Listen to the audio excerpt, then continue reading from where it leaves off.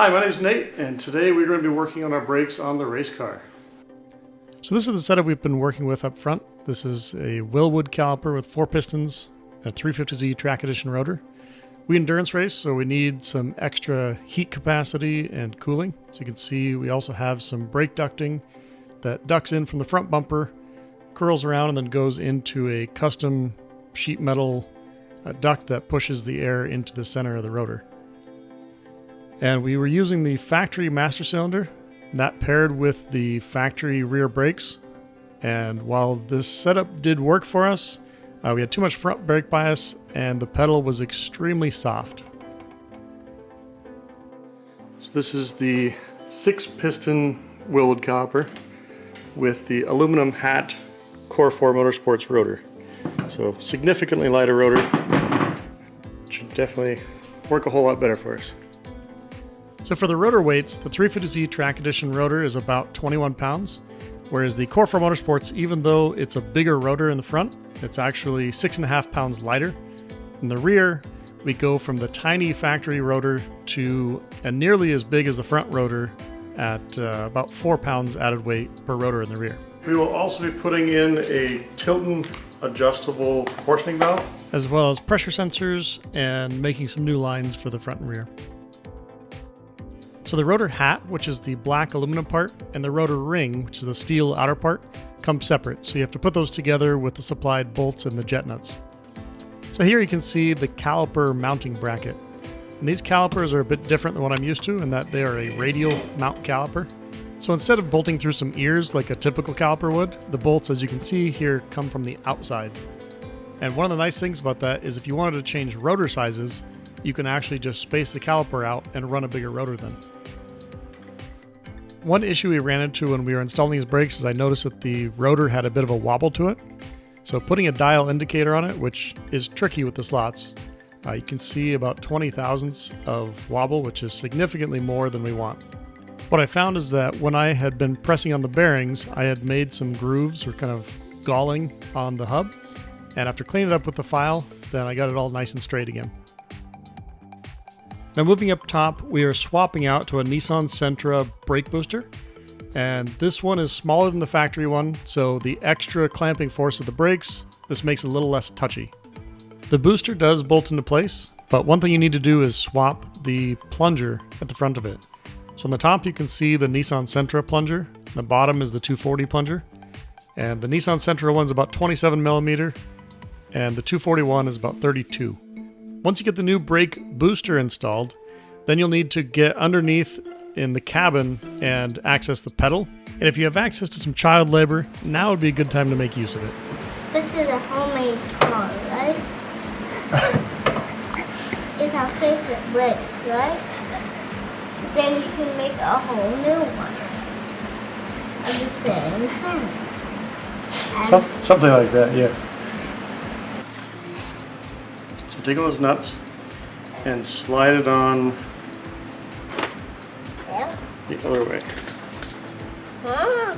Yep, like that. Because that's the nut hole? That's how it goes, so slide it on. Okay, and that's all we gotta do there. Nice and flat. That, there you go.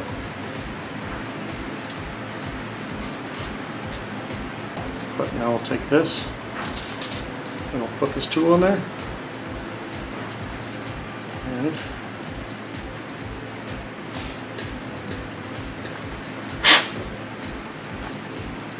now see it's opened up a little bit bigger. Okay, so now it's flush at the end. We're going to squeeze it just a bit. Not too much. This is going to put our first flare. So take this handle and squeeze it. Okay, and then release and squeeze again. Okay, and then keep doing that. Just pump it. Keep pumping. I can't even do it. You can do it. Just keep squeezing.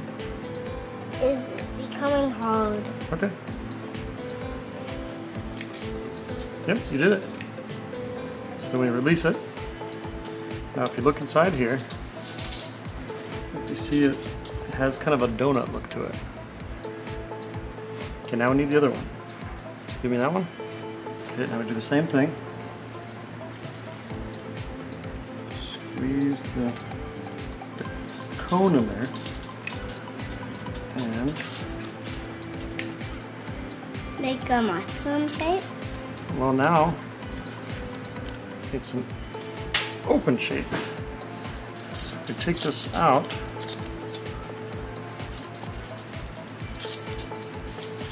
Is that how you make brake lines? yep. So now this has what they call a double flare. So then this nut will then tighten up against that and it'll squeeze onto the master cylinder. Yeah. Now the reason we're making this new line is so that we can run the brake line through the cabin. So we need to be able to get to our adjuster. So we get rid of the factory brake line, run this into the cabin to the adjuster, and then back out to the rear brakes. Oh, there. I think right here is where we're going to go. So we mounted the adjuster where it's still easy to reach, but not so easy that you'll accidentally bump it. I'm mounting one pressure sensor before we get to the Tilton adjuster, and then there'll be one sensor after the adjuster. That way I can see what the adjuster is actually doing. So doing this rear section of brake line was a little bit tricky. I had to make the bends in the rear section of the car underneath the car, then take the piece off, slide it in, reattach the brake line, and then finish making the rest of the bends that are on the inside of the car. But eventually we got it all put together. Next up, we installed the front brake pressure sensor.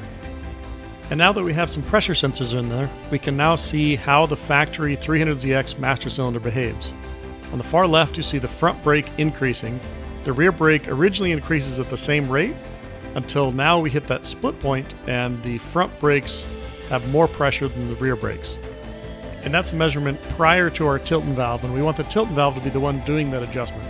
So now I'll go over how to disable that proportioning valve in the factory master cylinder. So here we have the 17/16 brake master cylinder for the 300ZX. A lot of these brake master cylinders, they come with one of these ports plugged. If you're running ABS, then you only need 2 lines. We do not have ABS, so we will be using all 3. This one actually comes with the plug in the box rather than already installed. So sometimes you have to find a fitting to put in there for the flare. But in our case, luckily do not have to mess with that. So all these have the correct fitting there. We are looking to disable the proportioning valve, which is apparently inside here.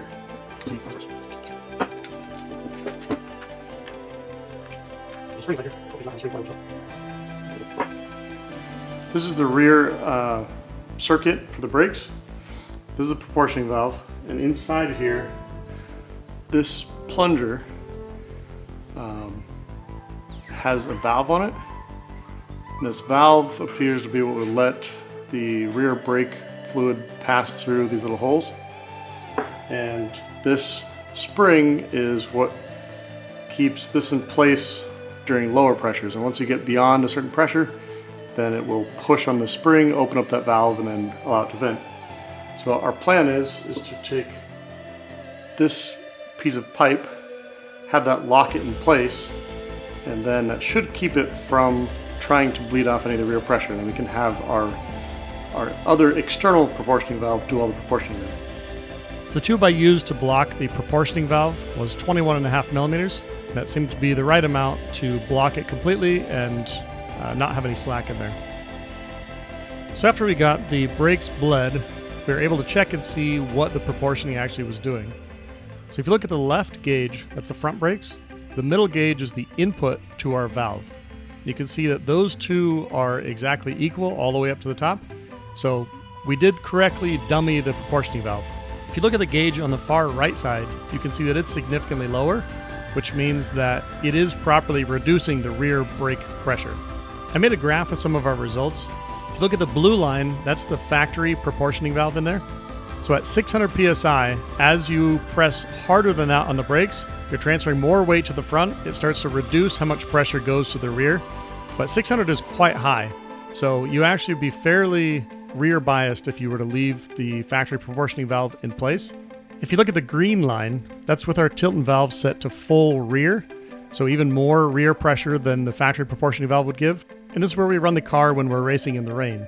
If you look at the yellow line, that's with the valve pushed all the way forward. And then red is where we typically actually run the car in the dry. So now for my review of these brakes. I think they look fantastic. I love the way they fill the 17-inch wheel. The slots, if you get the slotted rotors, maybe it's the ricer in me, but I love that look. I believe these Core4 brakes are really the best kit that you can get for a 240. And while they are overkill for nearly everyone, I think even for us endurance racing, they are still overkill for what we need. I do think they are still the best thing you can put on a 240.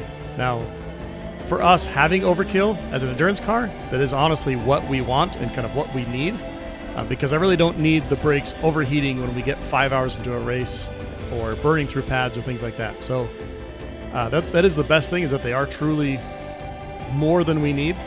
The downside to that is if you put too grippy of a pad on there, they can overcome street tires. And so we do have some issues with locking, and so we've been kind of chasing the correct pad in order to help dial in with these brakes. But in general, it's been one of the best things we've done in the car, and it really makes it nice to be able to control the balance. So in the rain, we do tend to run the balance further back because you're not transferring as much weight, and so you actually want that more even braking pressure. And then in the dry, like I said, we run it about halfway forward on that Tilton adjuster, and that gets us a pretty good balance for that too. If you buy these brakes and you do plan to track or race your car, I do highly recommend having the adjustable proportioning. I do think the factory split point is a bit too high for how strong the rear brakes are with the setup. So highly recommend putting in an adjuster. Overall, super happy with this brake setup. Tom, the owner of Core4, has been really helpful in helping set up any questions that we had while we were going through the install. And next up for our car, we are going to be installing a fuel cell. So we'll see you next time. Thanks for watching.